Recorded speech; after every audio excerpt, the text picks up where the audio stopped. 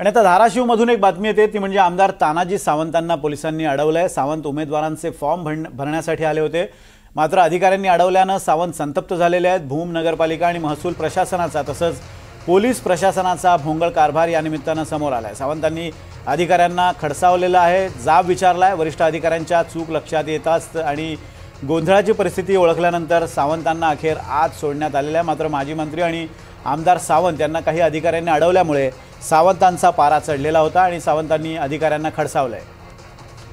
ओंकार कुलकर्णी आपले प्रतिनिधी या संदर्भात अधिक अपडेट्स देत आहेत। ओंकार, सावंतांना ओळखण्यात अधिकाऱ्यांनी चूक कशी केली आणि माजी मंत्री आणि आमदार सावंत यांना अडवल्यानंतर नेमकं तिथे काय घडलं?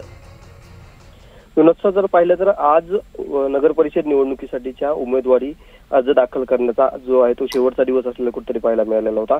याच अनुषंगानं नगर परिषद कार्यालयाच्या परिसरामध्ये मोठ्या प्रमाणात गर्दी झालेली होती आणि भूम येथे आपल्या उमेदवारांचे अर्ज दाखल करण्यासाठी माजी मंत्री तानाजी सावंत हे स्वतः या ठिकाणी आलेले होते। मात्र या ठिकाणी आलेले असताना येथील जे काही कर्तव्यावर असलेले जे कर्मचारी होते त्यांनी कुठेतरी तानाजी सावंत यांना रस्त्यातच अडवून ठेवलं। त्यामुळे तानाजी सावंत जे आहेत ते चांगले संतप्त झालेले पाहायला कुठेतरी मिळालेले आहेत। लोकप्रतिनिधीला अडवण्याचा नियम कोणता आहे असं त्यांनी रस्त्यांवरच तुम्ही त्यांना लोकप्रतिनिधींना अडवू शकता का असा जाब जो आहे तो त्यांनी कुठेतरी या संपूर्ण अधिकाऱ्यांना विचारलेला पाहायला मिळाला। मात्र तेथील जे काही वरिष्ठ अधिकारी होते त्यांच्या ही सगळी बाब लक्षात आली आणि त्यानंतर त्यांनी सावंतांना कुठेतरी आतमध्ये जे आहे ते सोडलेलं आहे आणि त्यानंतर कुठेतरी सावंत जे आहे ते कुठेतरी शांत झालेले पाहायला मिळाले। मात्र ही जी संपूर्ण घटना घडत होती त्यावेळी सावंत जे आहे ते पूर्णपणे आक्रमक झालेले कुठेतरी पाहायला मिळत होते। विनोद सर, धन्यवाद दिलेल्या अपडेट्स बद्दल ओंकार।